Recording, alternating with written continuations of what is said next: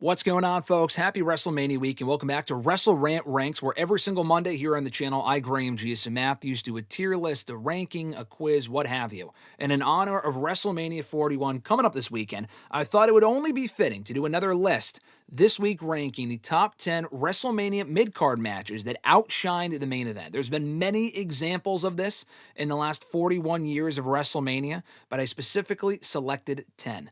Also coming up here on WrestleRant Ranks last week, already recorded, or coming up next week rather, not last week. Last week was WrestleMania theme songs. We've been doing WrestleMania rankings here on the channel now for the last couple of weeks, so if you've missed any other installments, please be sure to check those out in the description box down below after this one. Next week is WrestleMania logos, with Alexis, actually, a graphic designer herself. So I'll be ranking those next week. Today is all about WrestleMania midcard matches that outshine the main event. So, like I said, this has happened many, many times in the 41 years of WrestleMania. This may very well happen this year as well. But let's get into this top 10, starting with, let's see, would help if I had the cursor up here, number 10, Triple H and The Undertaker from WrestleMania 27. WrestleMania 27 is notoriously the worst WrestleMania, or one of the worst WrestleManias of all time, headlined by John Cena and The Miz for the WWE Championship. An awful match? No, but very much a mid-card, average, raw quality main event at best. That was instantly outshined by this instant classic between Triple H and The Undertaker. Now, this show also had some other quality contests between Randy Orton and CM Punk, Rey Mysterio and Cody Rhodes, so it wasn't an entirely terrible card. But this match, which I actually was not a big fan of at the time, ended up getting better to me. It aged a lot better as they watched it back in the years that followed between Triple H and The Undertaker. Of course, this is their second WrestleMania match, the first one being at WrestleMania 17, and the other one being at WrestleMania 28. I think those matches are actually better than this one, but this match was far better than Cena and Miz in the main event for the World Heavyweight Championship. You weren't going to close the show with this, but it was still a very good match where The Undertaker obviously went over, as we expected him to extend the streak. Triple H looking really, really good in defeat. But I think it was a no-holds-barred match. Triple H actually hitting a tombstone on Taker at one point, 3 pedigrees, kind of ridiculous there by the end. But I thought it told a great story with Taker taking all this punishment from Triple H, beating him anyway, and then collapsing afterward, subsequently setting up their rematch for WrestleMania 28. Really, really good match from these two at WrestleMania 27. Number 9 comes to us from WrestleMania 35 for the WWE Championship. Kofi Kingston, Daniel Bryan, better known as Kofi Mania. Mania 35 was my second WrestleMania. I enjoyed the show at the time. I thought it was a decent show. There have been far better Manias since then. Way too fucking long. The main event wasn't great. The main event was the right main event. Ronda Rousey, Charlotte Flair, and Becky Lynch for the Raw and SmackDown Women's Championships, the first ever WrestleMania Women's main event, only one of two, the second one being Sasha and Bianca in Mania 37. That was the proper main event. They had a great story going into it. Charlotte Flair was obviously shoehorned into the picture that year. What else is new? And the match, I'm not going to say it suffered because of Charlotte Flair's involvement. The feud suffered because of Charlotte Flair's involvement. They took a lot of unnecessary twists and turns on the road to WrestleMania that year. The match itself just didn't really deliver at the level I think a lot of us expected it to. Not a bad match, but there have been far better triple threats in Mania. It was history-making, sure, and had the right outcome with Becky Lynch going over. But the crowd was exhausted after such a long show. Never really kicked into the next gear the same way that people thought it would, just considering the talent that it had on paper. The real match of the night that night was far and away the WWE Championship clash between Bryan and Kofi. Like I said, Kofi Mania. This match was never even actually supposed to happen. Kofi only got this opportunity because he ended up he was already over, obviously, but he organically got over as a main event player on the road to Mania after an amazing showing that he had in a gauntlet match, heading into Elimination Chamber, taking the spot of Mustafa Ali, and then also going the distance in said chamber match, also having another great gauntlet, not him specifically, but the other two members of the New Day, Big E and Xavier Woods, at a SmackDown that I was at in Connecticut shortly thereafter. Just an amazing story told with the roles reversed this time, 5 years removed from Bryan being the ultimate underdog and winning the World Championship at Mania 30, pulling double duty that night and winning both matches. Kofi Kingston kind of had to be the underdog in this scenario, with Daniel Bryan being the nefarious, Earth Pro champion. He was the the Earth's favorite champion of the planet, what have you. The evil vegan. I thought that was a great character, very short lived, but he played that character so exceptionally well. He was great in his role of being hated despite being a natural babyface, and Kofi was just an amazing babyface in general, especially on his own after being in WWE at that point on the main roster for 11 years and never getting a world championship opportunity, never getting a singles match, I believe, at WrestleMania up to that point. They had a fantastic match. WWE went all the way with Kofi, had him win the belt, didn't immediately lose it. The ending of said reign was garbage in the hands of Brock Lesnar, but that's not what we're talking about. This match went on in the middle of the show, and I'm not saying it should have gone on last in retrospect because it was better than Becky, Charlotte, and Ronda. That was the right main event. If there was any year to close with the women, there have been opportunities since then and before that and after that as well. They went with the right main event. I just wish that match was better. But this match was outstanding, and it kind of felt like it was gradually downhill from here because nothing on this WrestleMania 35 card could top this moment by any means. Number 8 comes to us from WrestleMania 8, which was billed as a co-main event. But as we all know, unless you're going on last on said show, and people even now will say, oh, the night one main event doesn't count. In my book, it does count. The WrestleMania night one main event is the main event of that show. Maybe not of the entire weekend, but of that show, it certainly is. Back in 1992, WrestleMania 8, they didn't have 2 nights of WrestleMania. They had 1.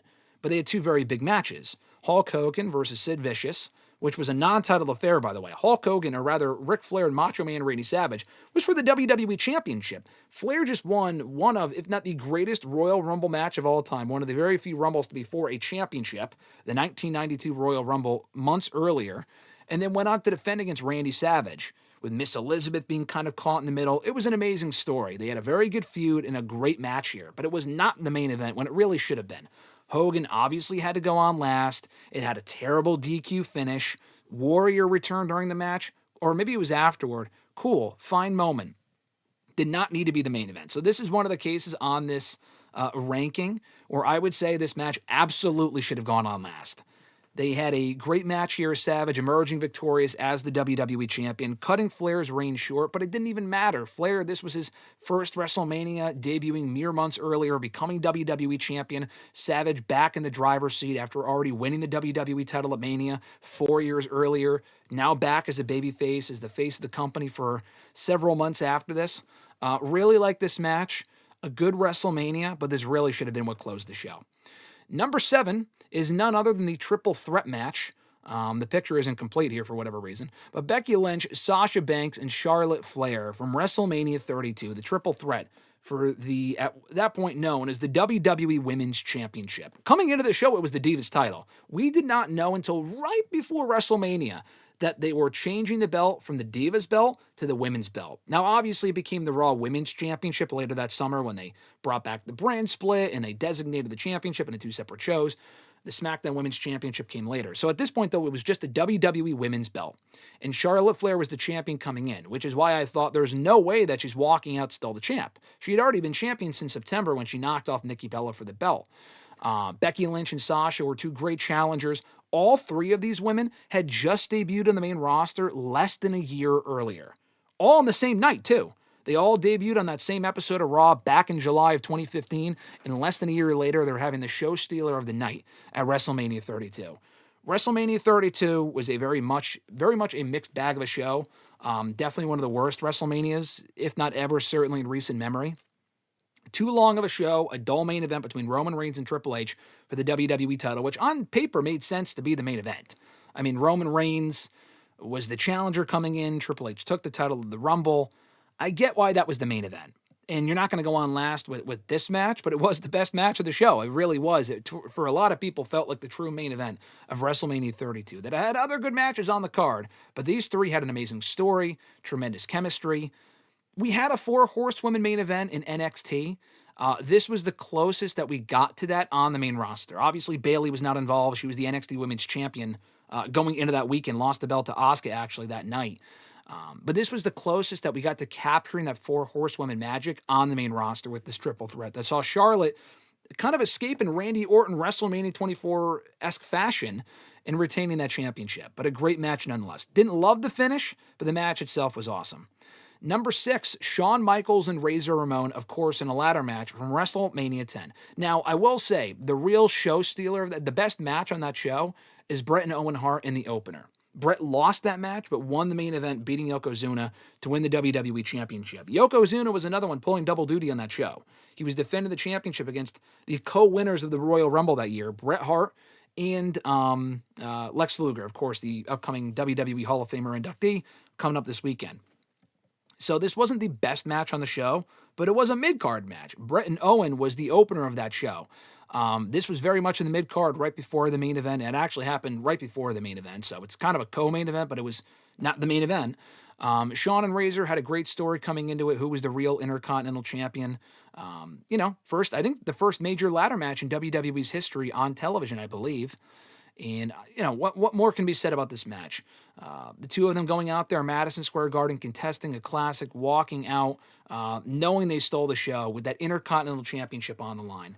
So this is truly one of the best IC title matches in WrestleMania history. You have this one. You have Mania 3, which was also better than the main event. I mean, I say outshine, but I'm not saying the best match on the show. Like WrestleMania 3 at Hogan and Andre, the match itself was not good, but like the moment with Hogan slamming Andre, people remember even more than Steamboat and Savage. But that was also an amazing match. This will go down as one of the best Intercontinental Championship matches in Mania history. Coming up at number 5, we have the Ultimate Warrior versus Macho Man Randy Savage, of course, from WrestleMania 7. So there was a great stretch from Mania 5 to Mania 7 where Warrior, Savage, and Hogan were kind of intertwined. As we know, Hogan and Savage, the implosion of the Mega Powers at WrestleMania 5, great match. Hogan and Warrior, which was another great WrestleMania main event, which we'd not think so on paper. Champion versus Champion, Mania 6 in Canada, tremendous match. Mania 7, we had Warrior and Savage. In a loser retires match, Warrior ended up winning this match. Savage had to quote-unquote retire. He came back the following year. He was back by like the end of the year, I think. But the match itself was great. The difference between this match and the other two matches, it wasn't the main event. The main event that night was, again, Hogan in the main event, what else is new, taking on Sergeant Slaughter and winning the WWE Championship. It was on that show because I think Warrior just lost the belt to Slaughter at the Rumble. Slaughter was the champion. Hogan beat him to get the belt back. Cool. The match was fine. This was way better, had much more storyline investment involved. The finish was great. I mean, Savage hitting what felt like a million fucking elbow drops and Warrior just no-selling it was kind of shitty. But it was a good win. And honestly, Warrior's win was overshadowed rather. We talk about outshined. That was outshined, overshadowed by what happened afterward with Savage getting beat down by his manager, Sensational Sherry, and then be reuniting with Miss Elizabeth, who was at ringside crying. Just one of the best moments in WWE, let alone WrestleMania history. So a great match here, which I thought was far superior to Hogan and Slaughter later on that night. We move on to number 4, the Triangle Ladder match from WrestleMania 2000. Edge and Christian, the Dudley Boys, and the Hardy Boys. 3 of the greatest tag teams in WWE, if not wrestling history. Going into that Mania, every single match on that show was either a multi-man match or some bullshit match. So, for example, the only singles match on that show, to my knowledge, was the cat fight between, I think, the Cat and whatever the fuck he was, Terry Runnels, I believe. That sucked. Otherwise, this was Gimmick Mania. Mania 2000 was all over the place. The main event was that 4-way elimination match with Rock, Triple H, Big Show, Foley. An absolute mess. It had elimination shit involved, and the McMahons were involved. That was the real primary focus there. It sucked, okay? Not a great main event. This was far better. And this was what kicked off a real renaissance of the tag team division in WWE for the following year and a half between these 3 teams. Between the match they had here, what a lot of people consider the first official TLC match at SummerSlam that year, and then TLC 2 at Mania 17. This was it. It was these 3 teams battling each other on and off for the next year that really cemented the legacy and credibility of the tag team division in WWE and also kicked off careers, literally world championship careers for every single person in this match, except for Devon. I mean, even Bully Ray won a world title in TNA a couple times. Christian world championships and TNA and even a world championship in WWE. Edge, obviously multi-time world champion. Matt Hardy, ECW champion. TNA world champion. Jeff Hardy, multi-time world champion. We know all that. But it all started really here. And they had success prior to this point. But the specialties they brought into the match where it was like Edge and Christian being the masters of, chairs, the concerto, whatever. The Hardys being the masters of the ladder match. And then the Dudleys being the masters of tables. It was like the perfect conglomeration. I don't know if that's the right word to use. I think of AEW when I say that word now.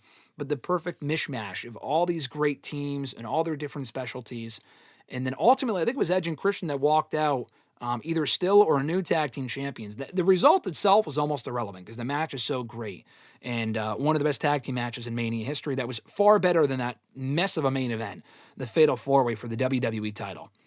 We get to number 3 from WrestleMania 13, Bret Hart and Stone Cold Steve Austin. You saw this in the thumbnail earlier on. An excellent match here between these two. And they already actually had a match, which a lot of people forget about, at Survivor Series a couple of months prior. Steve Austin was still trying to make a name for himself. After that great Austin 316 promo, I think a lot of people mistakenly forget that that wasn't the promo that made him a world champion. He was not a world champion for the first time until 1998 when he beat Shawn Michaels at Mania 14. In 97, he was still on the rise as a hot commodity, but not a world champion yet. He lost to Bret Hart at Survivor Series. Austin continued to make life hell for Bret Hart in the months that followed, and they just had a fantastic match here. Like much better than their Survivor Series match, which was really good in and of itself. This match, obviously being inducted into the WWE Hall of Fame for a reason this weekend. Such a sensational showing for Stone Cold Steve Austin, who even in defeat looked like an absolute star. Probably the biggest example of looking great in defeat and becoming a star in the process. That awesome visual of the blood going down Austin's face, Hart locking in the sharpshooter, and really cementing a double turn between the two, where the crowd officially turned on Hart and Steve Austin became a babyface, despite not really changing much about his persona. Ken Shamrock also playing his role really well as the special guest referee. This is well worth the watch before it's inducted into the WWE Hall of Fame this coming weekend. Great match here. Number 2, The Rock and Hulk Hogan from WrestleMania 18 in Toronto at the Sky Dome. The main event that night, and I forgot to mention this in the last slide, the main event of Mania 13 was Taker and, Psycho Sid for the WWE title. Not a very good match at all. All right, so that's that's one of the best matches of all time, not even in WrestleMania history. So, of course, that was better than the main event. This was also better than the main event. And quite honestly, you could have put this onto the main event. That's the worst part. I know Triple H won the Royal Rumble, and Jericho was the champion, the undisputed champion since like December or whatever. The story made sense. They didn't have a great feud. They tried to get Stephanie involved and have her aligned with Jericho. It really wasn't that great. This was the match that sold itself. Two of the biggest stars in wrestling history. Even today, like when you think of wrestling, especially to non-wrestling fans, if you ask them to name off 3 wrestlers they know, they'll probably mention Hulk Hogan and The Rock, among John Cena and maybe others, but definitely these two. And the best part about this match, it's not like an instant classic inside the ring as far. It is an instant classic, but it's not like a master class in pro wrestling as far as like, holds and submissions and shit. They just captured this energy that was just so fucking magical. And quite honestly, I know that match was announced a year in advance, but if Rock and Cena could headline WrestleMania 28, and Jericho and Punk also had a really good match on that show for the WWE title, they had better matches later on. But if Cena and Rock could headline Mania in 10 years later in 2012, these two could have headlined WrestleMania in 2002. Easily over Triple H and Jericho, who had a good match. Not to say that they had a bad match. Some other main events on these previous slides, the main events fucking sucked. Jericho and Triple H was probably better than most of them. It was better than Cena and Miz. It was better than the 4-Way of 2000. It was better than Taker and Psycho Sid. Still paled in comparison to other Mania main events. And definitely paled in comparison to this. I mean, Triple H went on the main event, more Manias. He already main evented Mania the fucking 2 years earlier in 2000. So it's not like he was a stranger to Mania main events. Jericho got his Mania main event that year. Great for him. This was way better. And they were in Canada too. Jericho was like the homecoming son, whatever. This was just a great match. And before they can even touch, you can feel the magic and the Hogan angle with him kind of going back babyface and remembering who he was and rejecting the NWO who he was aligned with at that point. Just awesome.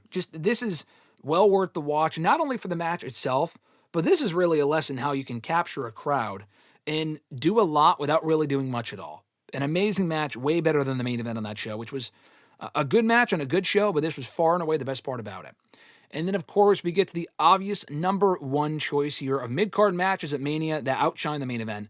What other than WrestleMania 25, Shawn Michaels and The Undertaker. number one. They had their rematch the following year at 26, which WWE thankfully made the main event. They learned their lesson from the year prior, and they made that the main event at 26, so I can't include that one. That was the best match on that show by far. Taker winning again, extending the streak. No championship on the line. This also did not have a championship on the line. Taker and Shawn actually just recently rewatched this match on WWE's YouTube channel for WWE Playback. And it was great. I would definitely recommend checking it out. You can rewatch the match that way and also hear their commentary.